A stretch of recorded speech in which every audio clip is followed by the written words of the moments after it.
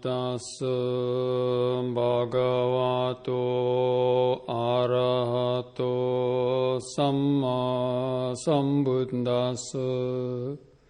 Namo tassa bhagavato arahato samma sambuddhassa. Namo tassa bhagavato arahato samma sambuddhassa.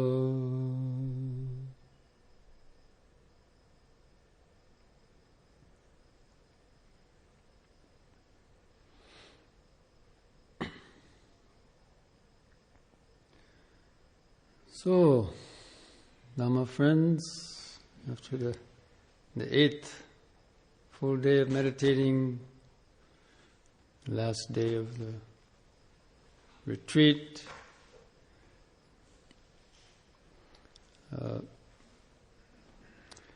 so I want to try to get through the rest of your questions.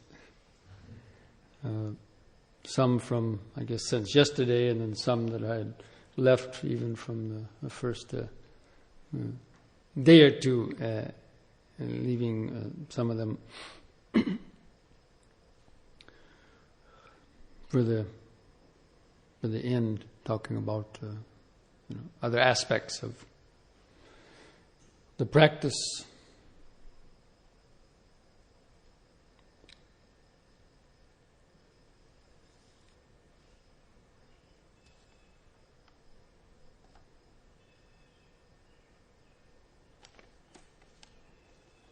So, I don't know about that one.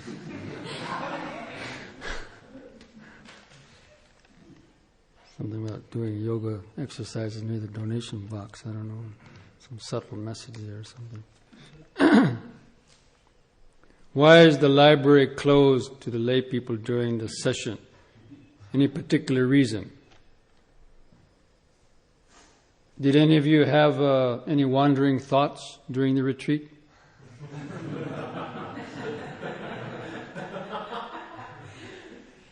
So what if you were to have free reign in the library and go and look up, left-handed Rajneesh Tantra and, upteen hundreds of different type of philosophical topics and things like that, the mind would go rampant in thinking. So that's the reason, primarily. Because you have enough stuff going on in your mind and body if you know how to read it and listen to it. So that's the most important thing. You don't have this precious opportunity at home, the right conditions where you can just, try to develop awareness. You can always read books now and again.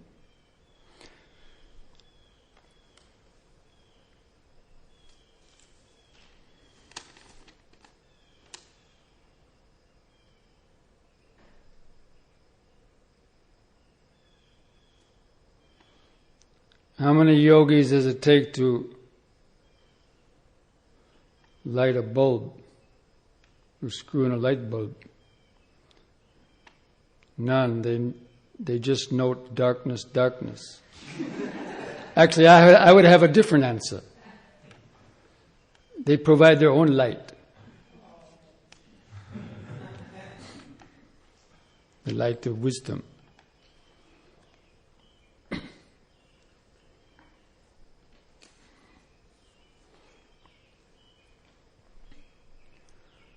Upon death, what is being reincarnated? If it's a consciousness, how is that different than a soul?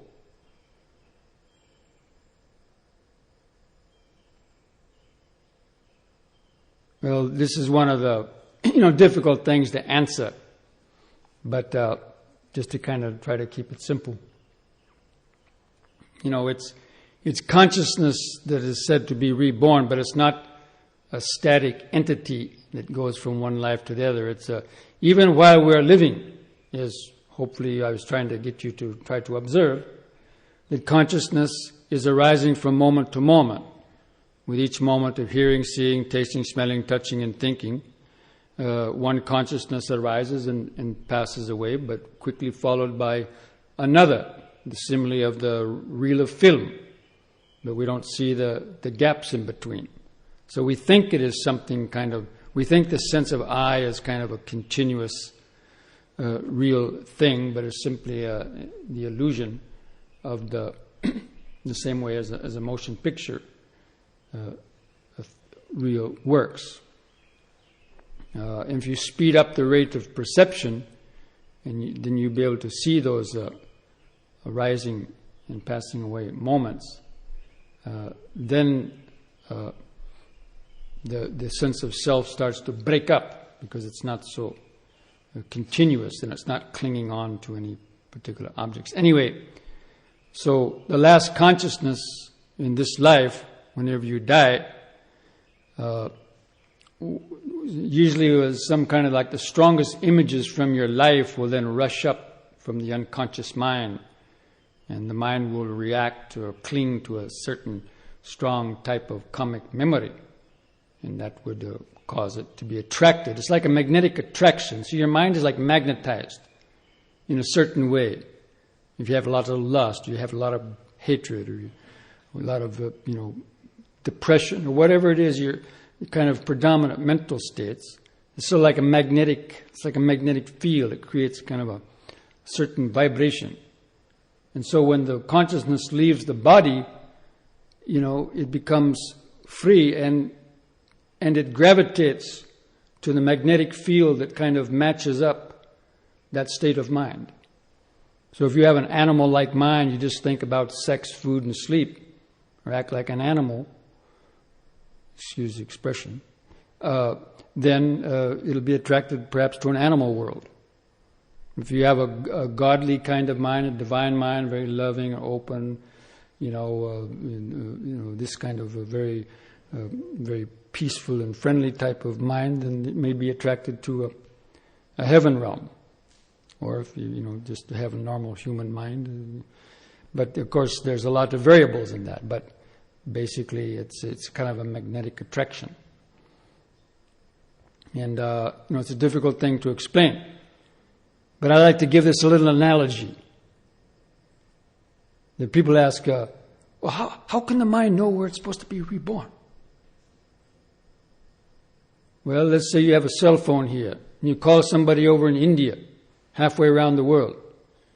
And, you punch in 8 or 10 numbers, and within 5 seconds, somehow some invisible energy leaves that cell phone without any wires, nothing, leaves the cell phone and finds the exact cell phone in the back of somebody's pocket in the middle of India. Some farmer, walking behind us, a buffalo plowing the field, and somehow finds it with no problem. Just that quick. Because, the numbers match up. So in the same way, when this consciousness leaves the body, when one consciousness leaves the body, it arises almost that quick in another place. At least that's the sort of the Theravada idea about the rebirth. And it finds, somehow, miraculously, it finds the place it should be reborn according to the karma. Now, to me, the cell phone thing is harder to believe than rebirth. So, you have area codes here, right? So there's an area code for the human realm. There's an area code for hell. There's an area code for animal world. There's an area code for the hungry ghosts. There's an area code for Arupa Loka, and so on, Brahma Loka. And so that's like our, the karmic vibration. But then the individual phone number is your individual, karma. So you have an area code that's directing you toward a certain realm, but then within that realm, your individual number will match you up with whatever parents you need or whatever other kind of situations you're going to need that will allow you to carry on in your karmic kind of, I wouldn't call it destination, but the according to the karma, or hopefully in your evolution.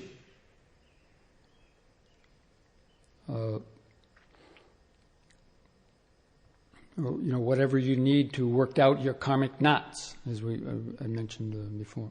So anyway, just kind of briefly, that's an idea of how it works. So it's not the soul. The idea of a soul in some other religions is an idea of some unchanging thing, whereas a consciousness is constantly changing, but there is a continuity.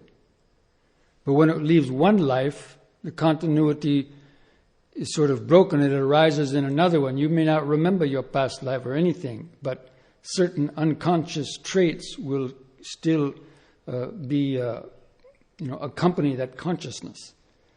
And somehow, just like DNA, that's a good example. In one molecule of DNA, which is an invisible thing, right? There's a whole blueprint of your whole body. I mean, that's a lot of info that exists in one little, molecule of DNA. So it's not that hard to believe that your karmic history could be contained in a chip or in a consciousness. Anyway, these are just some kind of ideas to kind of see how it kind of might make a little bit more sense in seeing it that way. I don't know if it's exactly that way, but anyway, it's about the best way I could try to explain it to have some idea.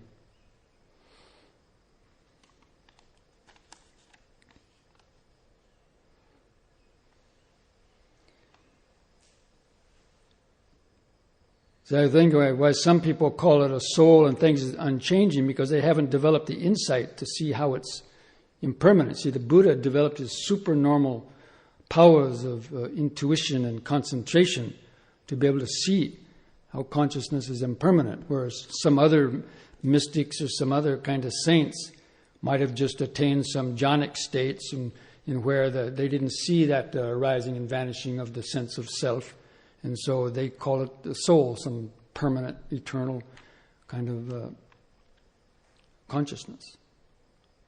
I mean, that may be how these different theories arose. Is it possible to attain the jhanas or trance states and employ them to do something such as sit and practice Vipassana for a week without even moving? Speculative questions. But there's one state that's beyond the jhanas, or sometimes it's called the ninth jhana, called Nirodha Samapatti. And in that state, the Buddha says a person could remain for 7 days and nights without moving, without eating or anything else, in a total state of immobility. They'd almost be like a dead person. So you have to be careful, because there were some stories about some people came upon a monk meditating and thought he was dead and put him on a funeral pyre and burned him. But miraculously, the fire didn't destroy his body. And he got up afterward and dusted himself off and went into the village, and people were shocked. Anyway, these are just some stories that you find, in the text, in the commentaries. But no, you can attain a jhanic states and remain there for several hours or even longer, even a day and a night, perhaps. But that requires an extraordinary amount of practice, and the average person probably not going to reach that level. But the purpose of the jhana is to have that strong concentration so that you can practice vipassana, not to remain in a trance-like state. What's any benefit of staying in a trance-like state? As I mentioned before, it's just like, it's just, the defilements going to sleep. But you've got to use that power of the concentration and the ability to remain for hours and hours and hours, to develop this type of vipassana insight wisdom that can penetrate through all the aggregates and destroy that last vestige of ego consciousness. And that is the real function of the attaining the jhanic states.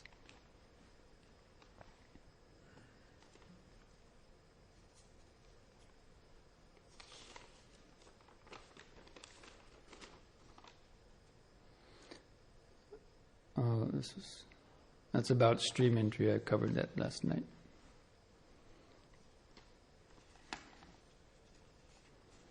Everybody knows how to attain stream entry now, right? What are the 3 lower fetters? It's a test.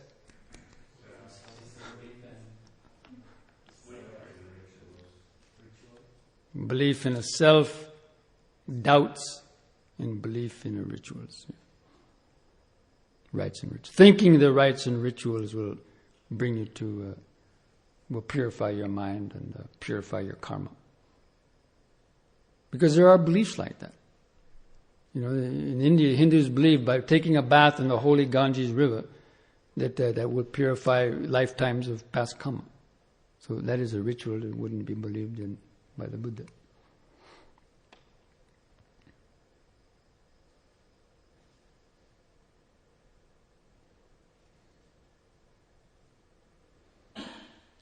In the late morning meditation today, Thursday, a few days ago, you gave a term for watching the moment-to-moment arising and passing away of sensation. What was that term? Probably anicca sanya, the perception of impermanence. Or you want another tongue-twisting name? Nama-rupa paricheda jnana. Right?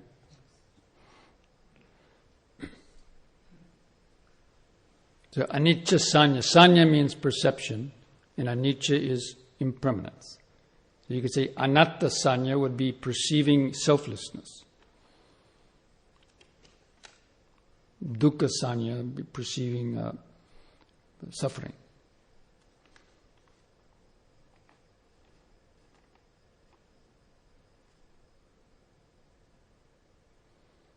Are thoughts different from sensations of hearing and touch?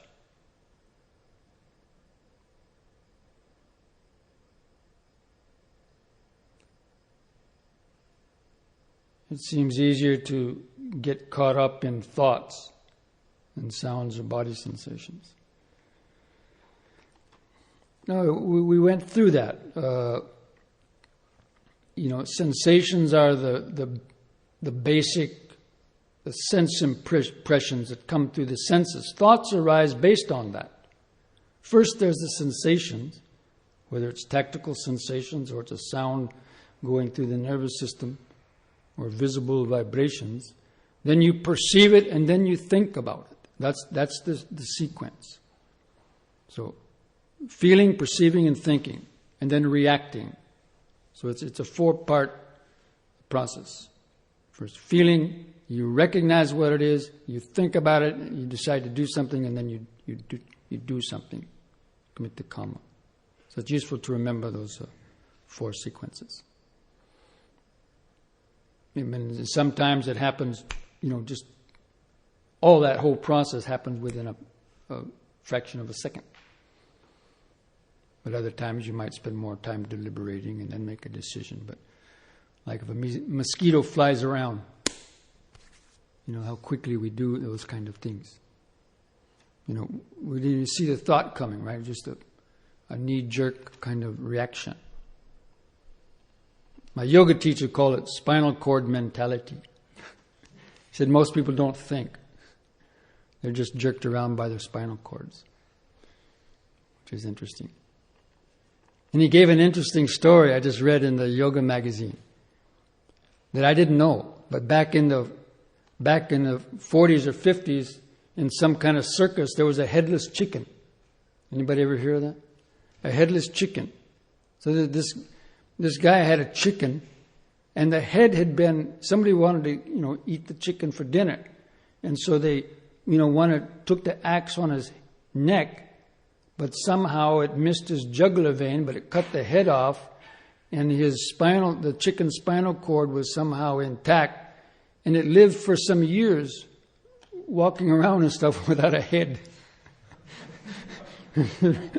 I just read that. I didn't know about it, but it sounds interesting. So my yoga teacher was commenting that people are like that. They don't use their head.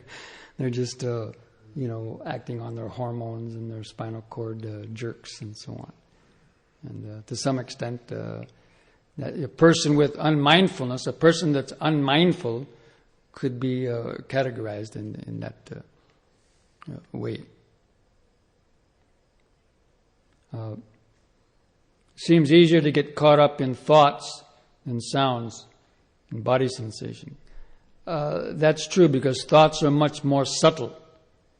And we kind of just, we don't even know that they're happening. At least with a sensation or a sound, it's fairly evident. It's a strong impact. Where thoughts is like a very subtle fog coming in from the sea or something. It's very subtle. You don't hardly see it coming. Before you know it, kind of you're, enveloped in a fog. So that's the nature of most of our thoughts. And then it's harder to get out of them. Once we become lost in them, it's harder to get out. But the point in the practice is to develop that subtlety that you can see when the thought starts to come, when it's still weak, and then just recognizing it, desire, or anger, is enough to kind of knock the wind out of it, and it won't stick in your mind. But because we don't have that subtlety, they come up and cloud our head.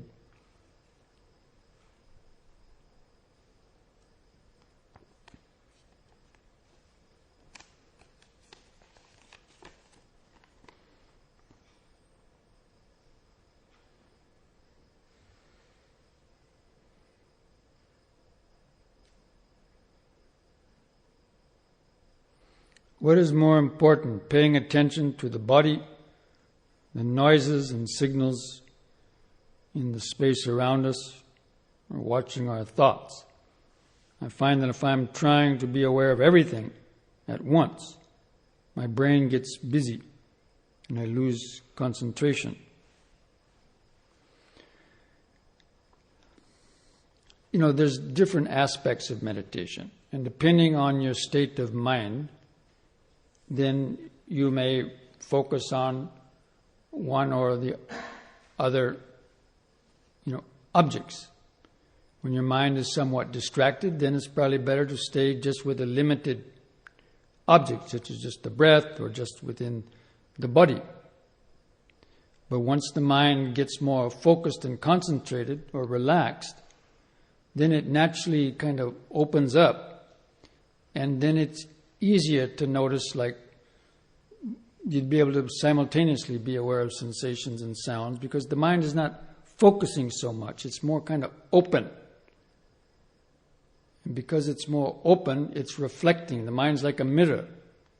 The quiet mind becomes like a mirror. It just reflects anything that happens to come across the mirror or within the range of the senses. It reflects that into consciousness. You don't have to look for anything.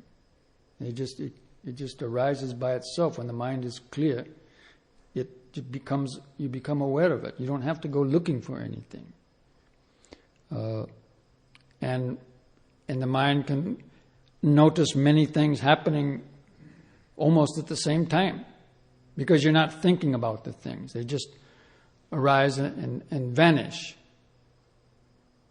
And so therefore, because that arising and vanishing is happening millions of times in a second, therefore you can notice many, many, many things, even in the space of a couple seconds. You'd be surprised about how many things you can clearly see arise and vanish. Sensations, sounds, thought. But the mind is then concentrated. It just depends, again, to answer that question, what you should focus on. One has to, it depends on what state your mind is in. But in the beginning, you have to limit your focus. That's why you develop some concentration on just the breathing first.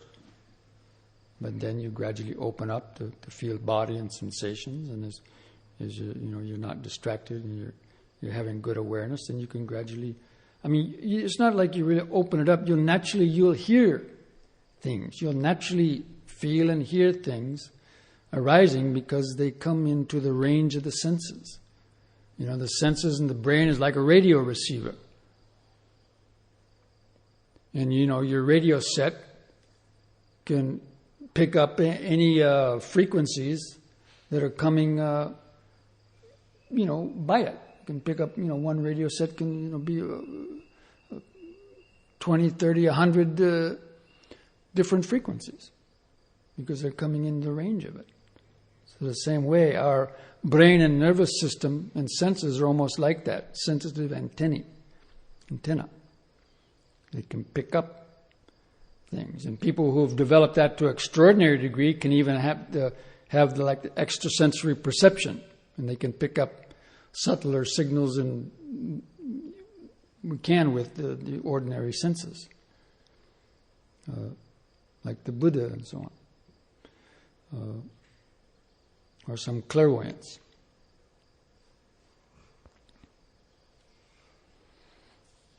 But one has to understand what the whole scope of meditation and what ultimately the goal of meditation is. And then you'll understand what needs to be practiced.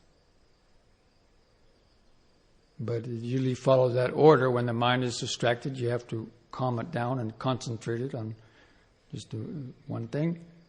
But then as it gets that concentration and relaxation, then opening it up in order to develop this penetrative wisdom and insight, and to eventually let the sense of self transcend that.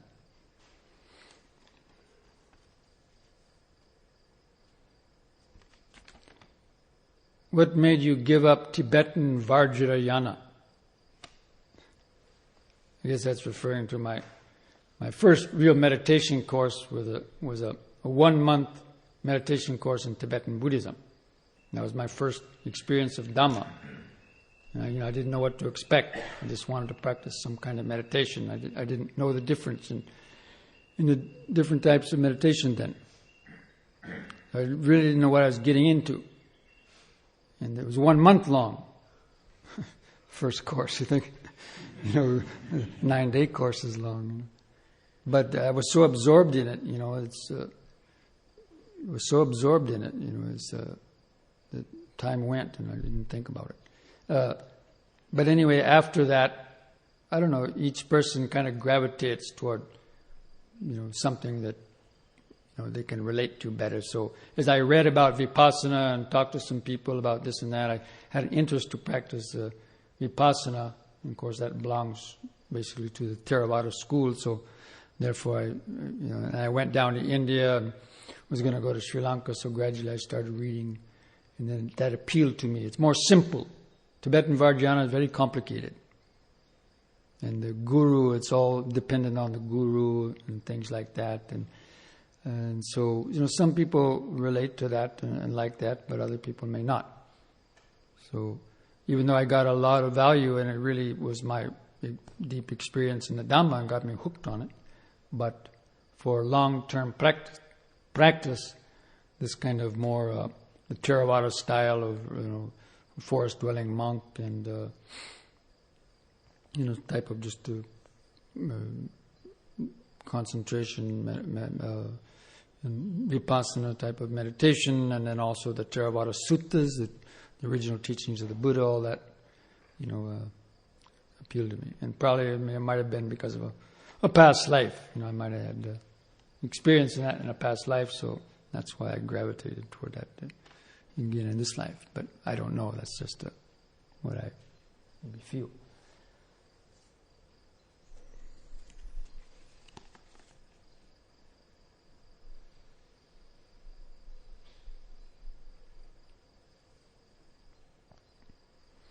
I often feel an energy in my heart area when I meditate. What is it? I'm not doing the loving kindness meditation. Sometimes after a while it feels sore like a muscle. It is a muscle. Heart muscle is probably one of the strongest muscles in the body. It's pumping 60 times a minute or so. Or 120 in somebody who's hyper. And that's a lot of energy. So no wonder you feel energy in the heart. It shouldn't be surprising. I mean, if you have that sensitivity to feel the heartbeat, then naturally you probably will feel those other kind of sensations. And, it may feel sore, because it probably is sore. Beating all that time. Non-stop. What would you do? Or hold your hand out and see how many times you can go like this without your hand out.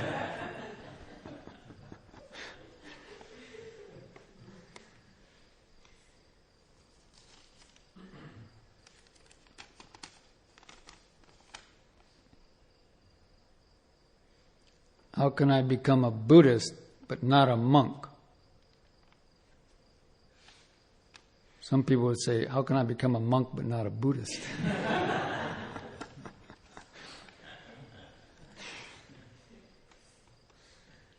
One becomes a Buddhist, officially, if you follow the traditional method, it means you take refuges in a conscious way. You take refuges in the precepts and commit your life to following at least by the 5 precepts and at least trying to practice, the Noble Eightfold Path as best as you can. So I would say that's the way you would become a Buddhist. But better than becoming a Buddhist, become a Buddha. There's a little story about this. There was a American girl back in the 70s, when a lot of Americans, Europeans went to India and were studying the Dhamma in the same period that I was there. So there was an American girl who had been studying with some Tibetan lamas in Nepal. And then she had to go home later. And she was real busy being a Buddhist. She had her rosary and her mala and her other, paraphernalia, religious paraphernalia, and her little bell. And she went home and she told her parents, now at this time of the morning, you got to take the phone off the hook. I'm doing my meditation. And she was going around, just being a Buddhist. And her parents got annoyed with it, and didn't really appreciate that kind of pushing her Buddhist beliefs on them. So she wrote to the Lama and told him what was going on. And then she said, stop being a Buddhist and just practice. And then she wrote back to him later and she said, yeah, my parents hated me as a Buddhist but loved me as a Buddha. Of course, not a Buddha, but just practicing and not trying to push it on to them and so on, or being so overtly kind of religious, like rubbing it in their face, so to speak. So not generally, that's people won't appreciate that. Like when you go home, if you're in a situation, just do your practice, but don't try to flaunt it or belittle others, or stop eating meat. You shouldn't eat meat. Or, whatever other little beliefs and things you might, have. Don't kill that ant. Don't kill that ant. You'll go to hell if you kill that ant. And so, people normally are not going to appreciate that kind of talk.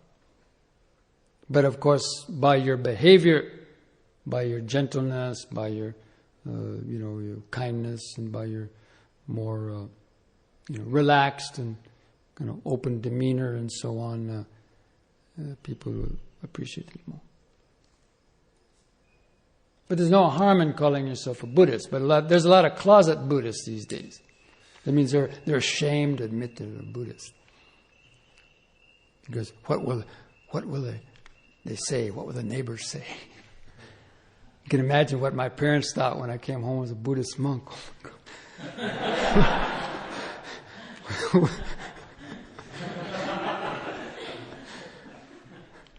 What are the neighbors going to think? But then after I got home for a while, and my parents got more used to it, my father finally got a kick out of introducing me as my son, the Buddhist monk. It's like, be the first one on your block to have your son come home as a monk.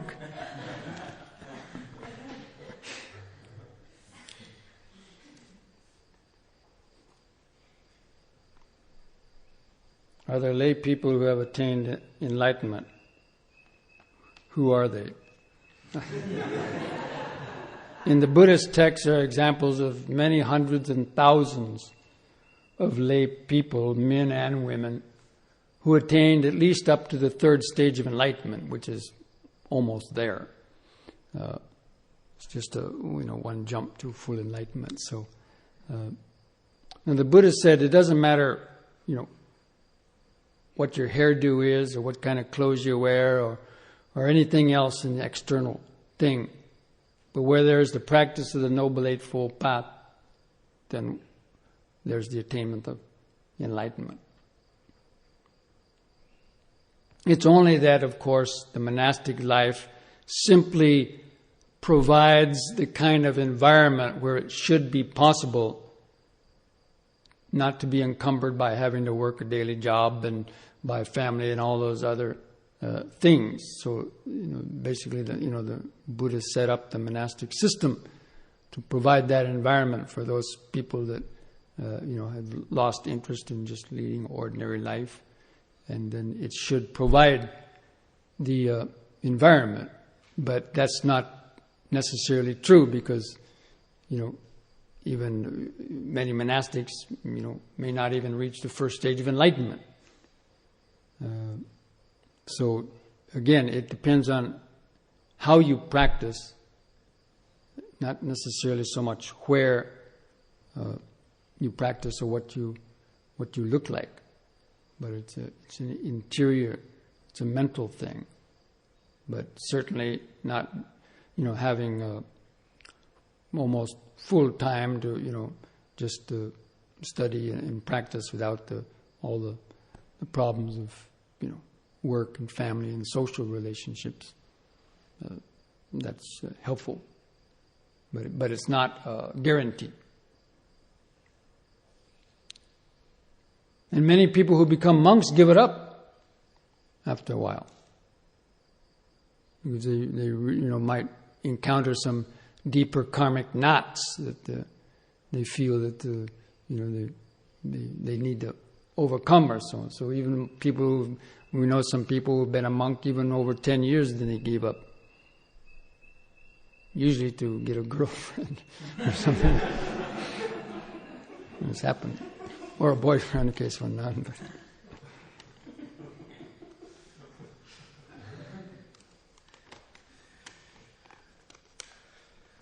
actually, there's a saying in the Buddhist text, the sutta was this, the monks get caught by a shark. Sharks are referred to as women. Women don't like to hear that. The same could be true as for a nun, a shark could be a man. That means that, they get attracted.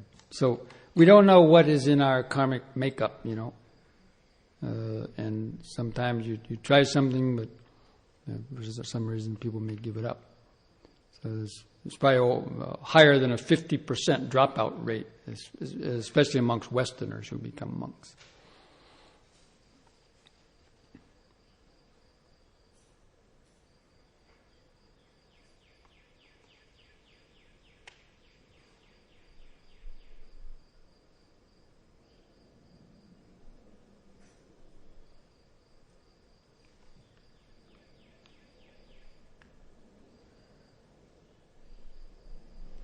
A couple of questions are wanting me to share what I experienced in meditation and all that, but I'm not going to go into that.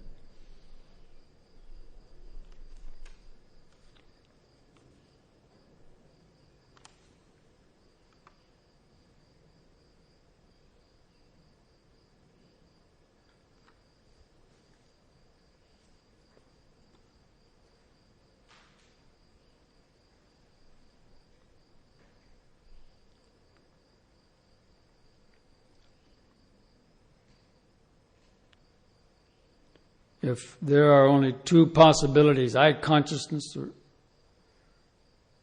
I think I might have covered that before.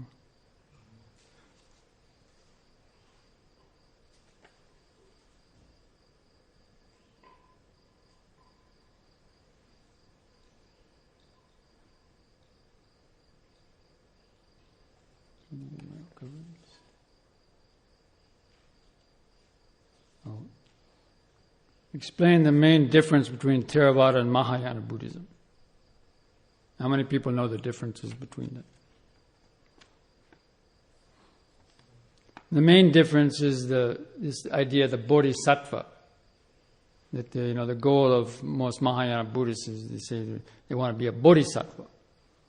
That means somebody who becomes an actual Buddha. Whereas the Theravada kind of goal is to attain the arahantship. But that's a complicated thing to try to compare them and all that. But that's the main difference, is this idea of the arahant and the bodhisattva. And Mahayana generally consider the arahant to be an inferior stage, and that the Buddhahood, the superior one. But it's really kind of, it's idealistic, not realistic, that everyone can become a Buddha. Because according to the Theravada doctrine, only one Buddha can exist at a time. And if there's one Buddha arises in 10,000 years, and there's 100,000 people waiting in line, it's so why wait in line? Just to attain enlightenment. The idea is that Theravadas or Arhants are selfish, that they're only concerned about their own practice. But it's not true. We're running a monastery here, right? Hundreds and thousands of people come here to meditate. We're not concerned with our own practice. We're doing just as much work and social work as any Mahayanist kind of people and things. So, but the main idea is that they delay their enlightenment until everyone else attains enlightenment first. That's sort of their motto. I'll delay my final enlightenment until every last blade of grass attains enlightenment. Whereas the Theravada says, get enlightened first, and then cut the grass.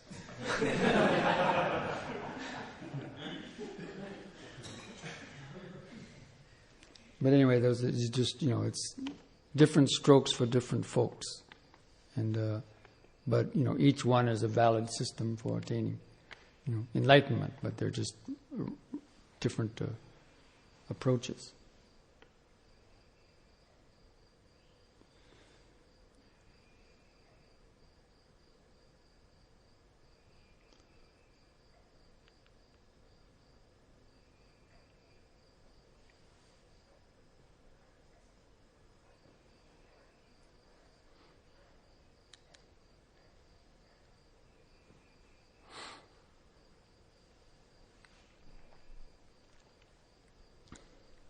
So I want to speak a little bit about the 5 spiritual faculties.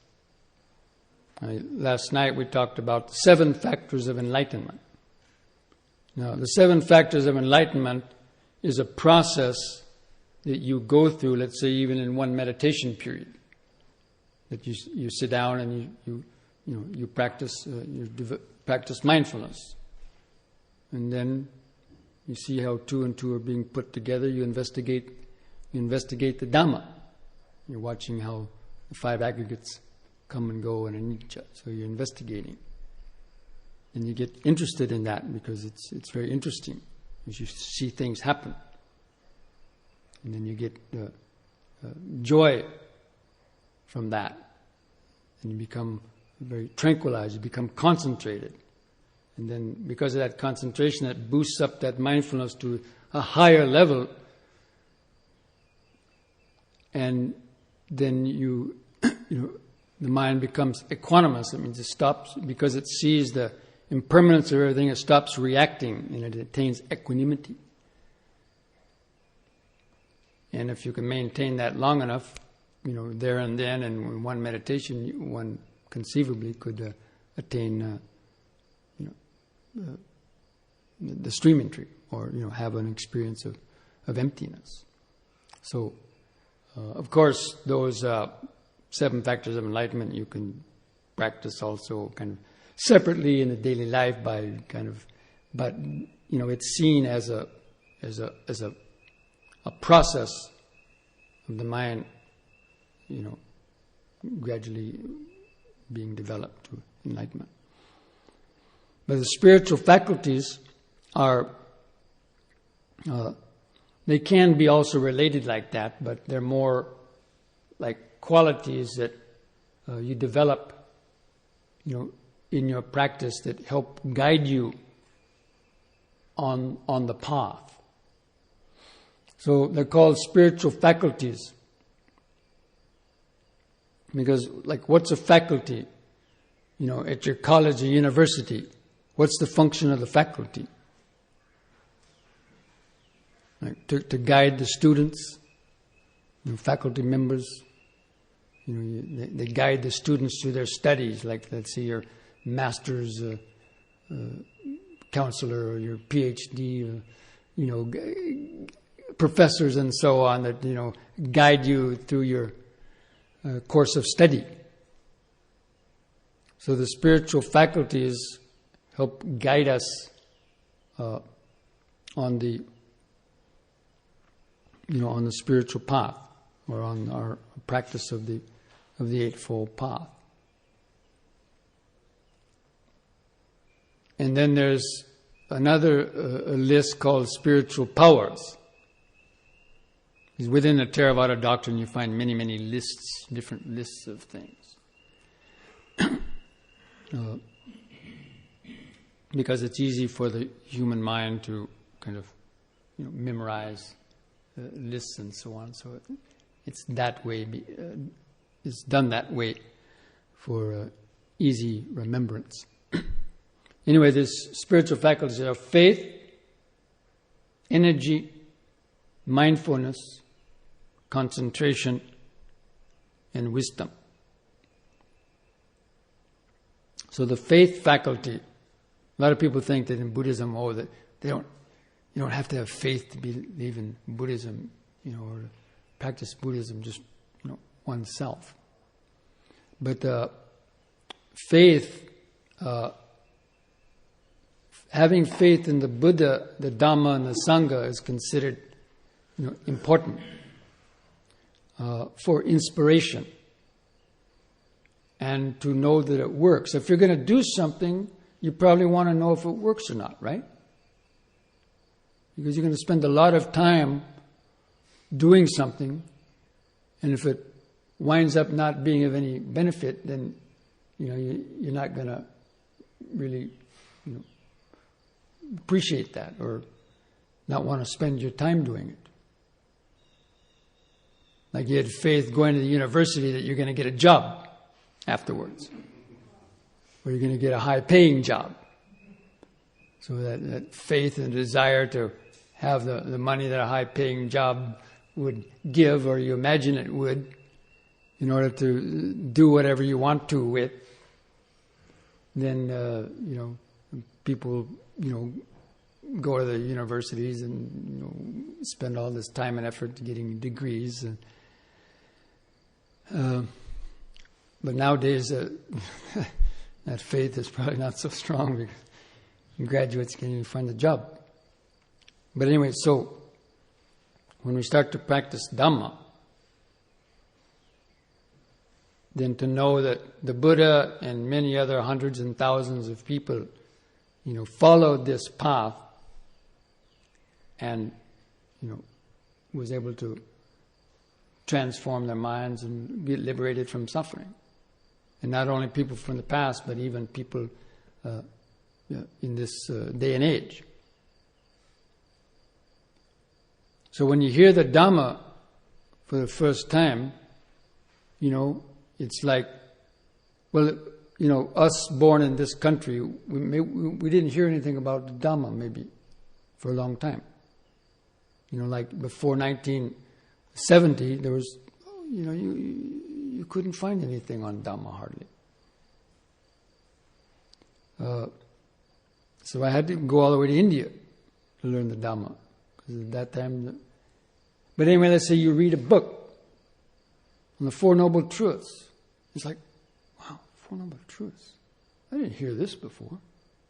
They didn't teach me this in elementary school or even high school. Where'd this come from? But it does something inside, because Four Noble Truths, it kind of rings a bell, like, I know this. And so it resonates when you hear the doctrines like impermanence and suffering. We can relate to that because we can see that. But no one's ever talked about that before. No other religious teachers in the clear, specific way that the Buddha did. And using that as a subject for meditating. Or even to look within your own mind. Discover the powers of your own mind. But they don't teach us that in Western schools. So like that, when you hear these things, because the truth, you have the truth in you already. And so when you hear the truth, the Dhamma, something inside kind of, something there. So it wants to study more. To, get another book and get another book. And you want to keep on reading because it's all new. It's like a child in a candy store. And so that ignites your faith that something can be done. Oh, I can actually work on myself. I can actually change my own mind. I don't have to wait around for a savior.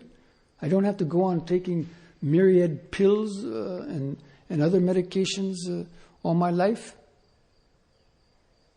I can do yoga exercise.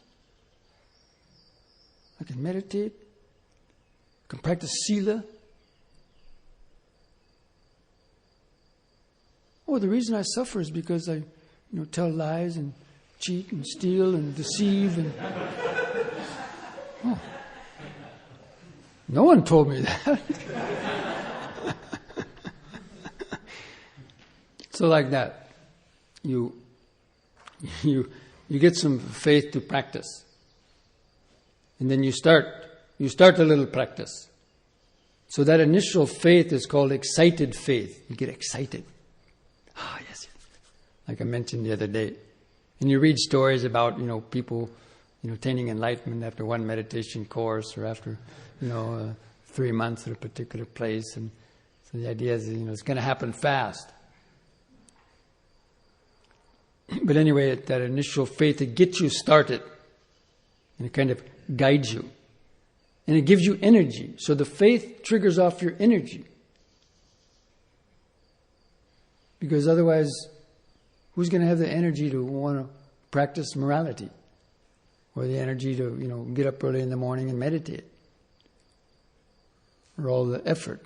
But it's because you see some potential benefit there. That faith, it overcomes your inertia to want to practice, because nothing is just going to be given to you. So the faith ignites the energy to practice. But then what are you going to practice? Mindfulness. So then you start practicing mindfulness. And, mindfulness is the real kind of guiding light. When you start to be mindful, then you begin to be able to, see yourself in a different light, and being aware of your thoughts and not caught up so much, and become more relaxed and centered. And as you develop your, and then that mindfulness leads to becoming concentrated, because you can't become concentrated when you're just moving around and neurotic and moving around real fast and just knee-jerk reacting to everything. So the mindfulness helps to calm down that knee-jerk reactivity and that neurotic kind of frenzy that so many people are caught up into. What I call the neurotic push into the future. So the mindfulness helps you to be more relaxed and hopefully to be a little bit more centered, more, say, relaxed in the present. And then you develop the concentration. And that concentration then makes that mindfulness more profound. And it leads to the wisdom. So that's how the mindfulness, concentration, wisdom. It's the same thing that we saw in the 7 factors of enlightenment. Practice mindfulness, investigation. By doing that, you attain concentration and equanimity, and then the deep wisdom comes after that. So anyway, all along these faculties, as you practice them, your confidence gets more. As you practice a little sila and you recognize, my mind and body is more calm and relaxed. There's not so much fear, worry, guilt, remorse about, people looking for you to, bust your nose or something because of something you did, or the law coming after you, worrying. So you become blameless. Your actions become blameless. And so therefore you can sleep well at night. And then you can much easier meditate. So therefore that's your own experience. When you practice a little bit and you get the results, then that increases your faith.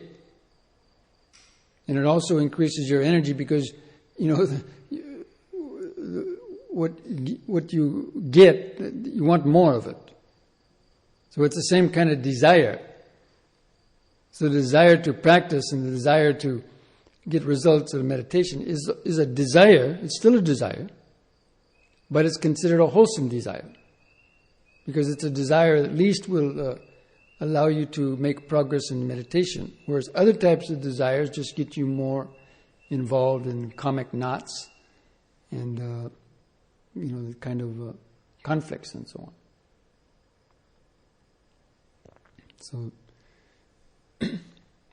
So again, the faith has 3 levels. There's that beginning faith, and then there's long enduring faith. Once that initial, excitement and euphoria of the practice wears off, you realize it's going to take longer than you thought, but you realize that there's nothing else to do. You can't go back because you know that going back is a non-starter. Going back to more of the same suffering. So you keep going forward, but you kind of just plod along. So that means a long enduring faith. The faith helps you to weather the dark nights of the soul, let's say, to use that expression. That means when you're in the doldrums and you might be, because your practice will have many ups and downs. You might be quite enthused now. When you go home and you get caught back up and this and that, you might go through a period of a couple months and all kind of calamities happen to you, and you might get depressed, or you might feel the world is dark, and But inside, you know that this too will pass. This is impermanent. Whatever states that you're going through. And then that kind of low period will pass off, and then you'll have more clarity and more energy to keep on practicing. So anyway, but the faith, is what keeps you moving. It allows your energy to keep working, because again, you know that no one is going to give this to you. There's no one waiting there to take you to heaven.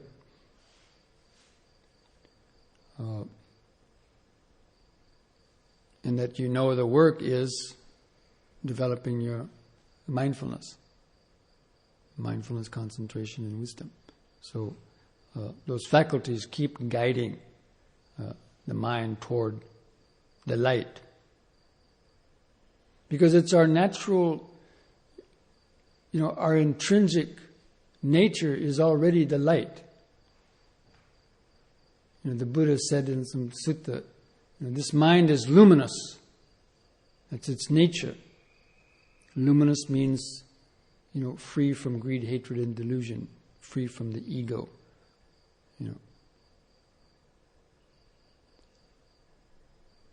And so it's like a homing beacon inside.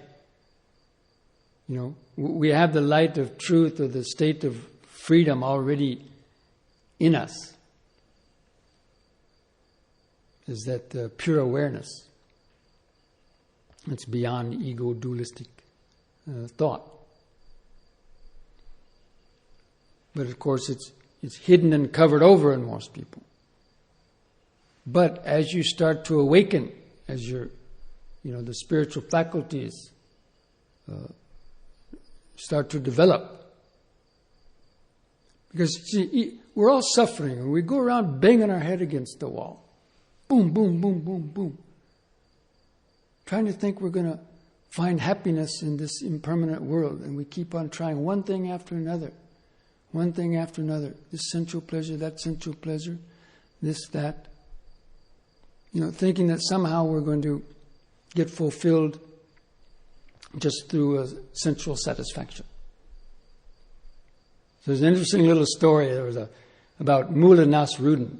Mullah Nasruddin is a character in the Muslim literature. He's a kind of a funny wise man. So he had a big bag of chilies, red hot chilies. He was eating them, just whole, eating the chilies. And his tears were running down his face, and his skin was all flushed and hot, and his students were sitting around saying, Mullah, what are you doing?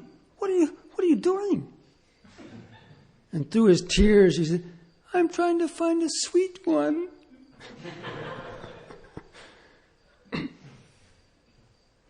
So through our tears that we've accumulate in our suffering, we keep on thinking that somehow we're going to find something sweet in this impermanent world. But anyway, at some point, something awakens. When you've hit your head, hard enough, then you start to, waken up. Like my wake-up call was getting put in prison in Afghanistan. And I received this sentence: a $500 fine or life in prison. So is that a wake-up call? What am I doing? So, anyway, so each person, kind of comes to that point. Maybe not so dramatically, but nevertheless, that inner, that spark of the divine or spark of truth, whatever you want to call it, is there pulsating, and it wants to get out. It's just that the shell of the ego and ignorance is keeping it in. But once in a while, a little crack develops. And that would happen for different people at different times for different reasons. Maybe some drug experience, like in the 60s, hippies took acid or other psychedelics and they got some glimpse of some greater mind states. And so for a lot of them, they got interested in Dhamma through that, including myself to a certain extent. But because we don't recommend doing that, taking drugs, but or for other people it would be maybe taking a hike in the Himalayas and just having some inspiration or something. But anyway, once that happens, and then the truth inside of you makes contact with the nature, sort of the free spirit of nature, the vibration of nature. Your inner nature and the outer nature kind of make some contact. And there's some resonance kind of set up. And then it starts working by itself. It's at a homing, beacon. Starts like, E.T. come home. So you want to go back to your source. So that's what but we have to help it. We have to help it along because Mara, what we call ignorance, is always there in the mind wanting to shut it down. So we have Mara in the mind, Mara means our little old self, the one that is just likes its old habits and so on. Or ignorance. We kind of call it like the devil, if you want to compare it to those kind of terminology. So Mara is that little voice inside that it puts the doubts in your mind about practice, or it tries in different ways to get you not to change. It wants to protect its own turf. And so it does everything it can to dissuade us. And so there's this kind of great battle going on in our unconscious mind against the truth, and then this Mara that's wanting to prevent it from getting out. So the spiritual faculties, and of course the Noble Eightfold Path and the spiritual faculties are the tapping that energy that gives us the skill to outfox Mara. It's like there's a game going on, or there's a battle going on. A meditator is sometimes given the analogy to a warrior who's out to defeat the enemy. And the enemy is ignorance.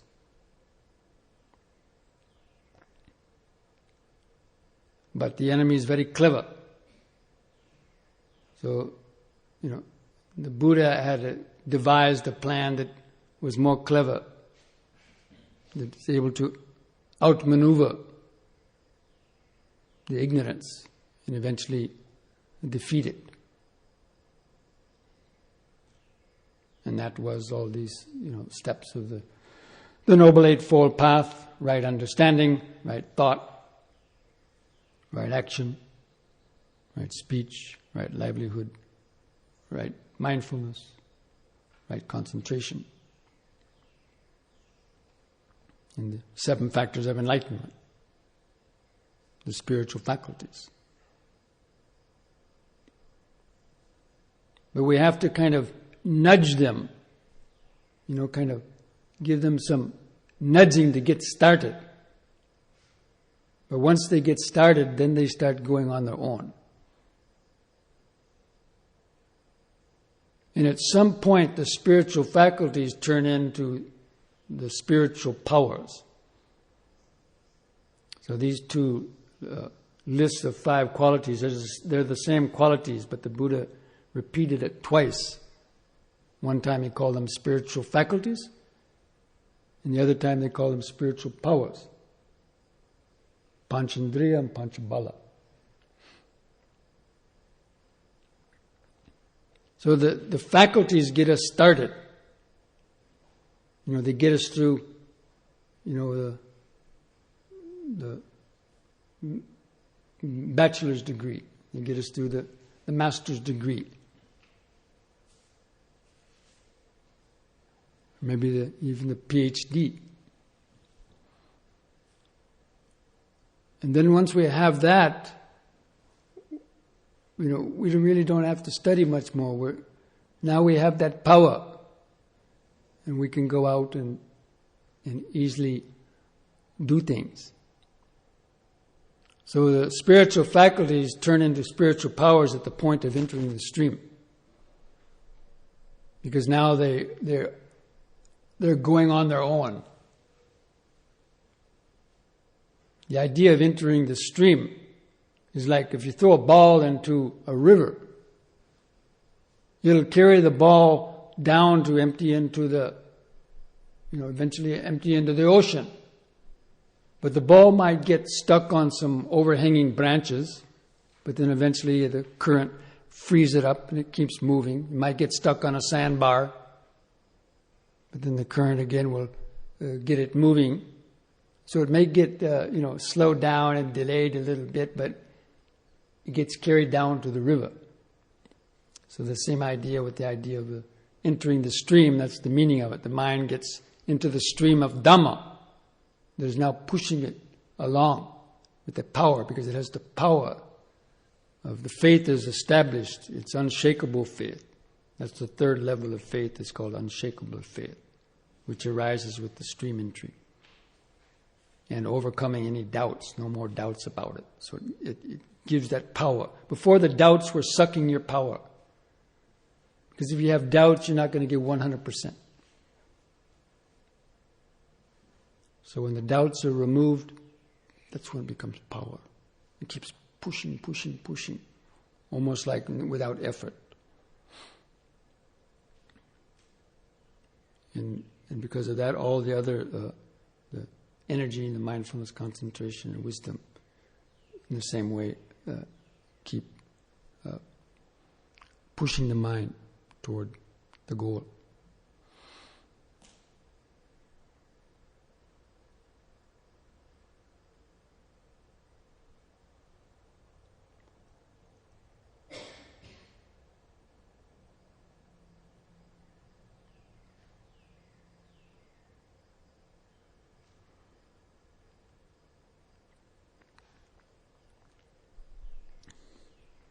So this is kind of like the big picture of what, the sort of the predicament of life, the nature of the conditioned life, but also the bigger picture of what is involved or needed to make the best use of this life. And this human life is said to be very precious and a very rare thing, and not to be wasted. And that the best way to use this life is by making progress on the spiritual path. Because if you just use it for hedonistic enjoyment and just creating deeper and deeper karmic knots that involve you in conflict and suffering, then that's not really using the human life for what it was intended to be. Because the human life is the top of the chain of evolution, so to speak, if you want to follow that Darwin's theory.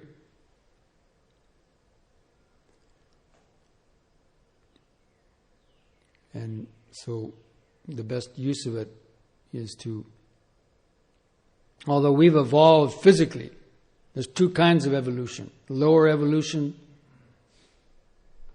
and higher evolution, or group evolution an individual evolution.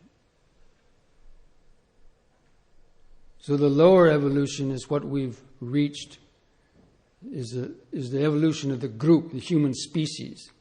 It's evolved with this group. We all have the same kind of bodies, basically. And we people within a certain culture, they think the same. And so they, kind of clones, or they're just they only evolve with the group. And so nature's done that much for us. And we only evolve at the speed of the group. But certain persons, not being content with that, they break out of the group and start to become a true individual, and not just copying what the others are doing. We may have gained a lot of knowledge, but not consciousness itself. That means we're still stuck in egoistic consciousness. That's not evolved consciousness. Consciousness that's preoccupied with self-preoccupation is a low form of consciousness, but it's the norm of the group level. But the spiritual path starts when one breaks out of that group consciousness and starts to evolve their consciousness independent of the group. And that is what the spiritual path is. Gradually evolving our consciousness out of its ego-driven dualistic nature and one of cyclic repetition, breaking it out into the liberated state, to become free from that egoic domination and the limitations that entails, to experience the freedom. So the higher evolution is the evolution from ego consciousness to the unconditioned, or some people, Rajneesh, call it super consciousness. So, different people have called it cosmic consciousness, super consciousness. We don't know if these terms mean the same thing or not, but the Buddha called it the unconditioned, or the deathless state. Evolve it beyond birth and death. So again, that's just another kind of a little glimpse of what the situation of ourself, being a human being, and what this life is and what it can be. So I think this may be enough for this talk.